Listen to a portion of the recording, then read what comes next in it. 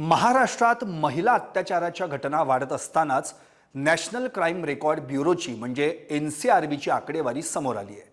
त्यात महाविकास आघाडी आणि महायुतीच्या काळातील दैनंदिन सरासरी घटनांची संख्या 126 इतकी म्हणजे जवळपास समान असल्याचं दिसून येतं।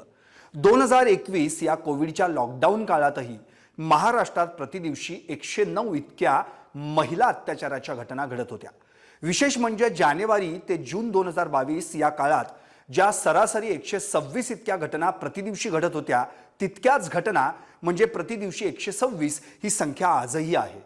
2020 या लॉकडाऊन वर्षात महाराष्ट्रात 31,701 महिलांवर अत्याचार झाले।